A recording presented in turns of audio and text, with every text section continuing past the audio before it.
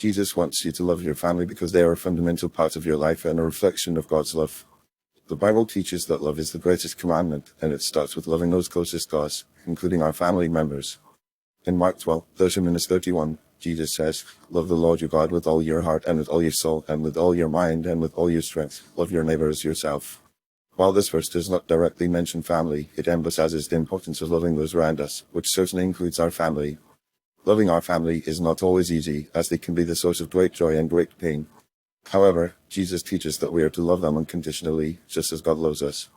In 1 John 4:7-8, it says, "Dear friends, let us love one another, for love comes from God. Everyone who loves has been born of God and knows God. Whoever does not love does not know God, because God is love." This verse highlights the fact that love is a fundamental aspect of God's nature, and as His children, we are to reflect that love to those around us, including our family. Jesus also wants us to love our family because they are a source of support and encouragement.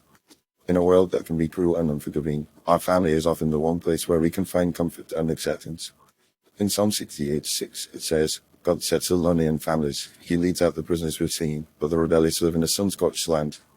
This verse emphasizes the importance of family in providing a sense of belonging and security. Moreover, loving our family is a way of honoring God. In Ephesians 6:1-3, it says, "Children, obey your parents in the Lord, for this is right. Honor your father and mother, which is the first commandment, with the promise that it may go well with you and that you may enjoy long life on the earth."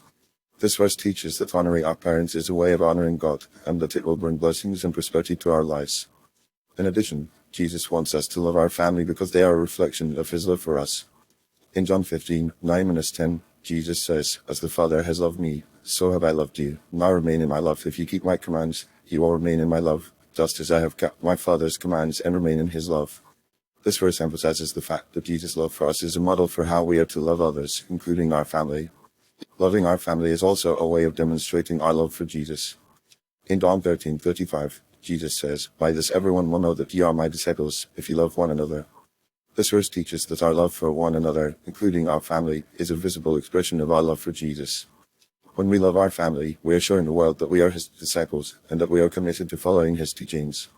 In conclusion, Jesus wants us to love our family because they are a fundamental part of our lives, a source of support and encouragement, and a reflection of God's love.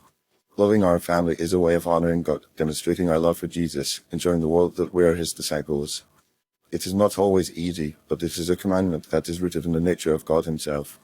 As we seek to love our family, we must remember that it is a journey, not a destination. It requires patience, forgiveness, and understanding, but the rewards are well worth it.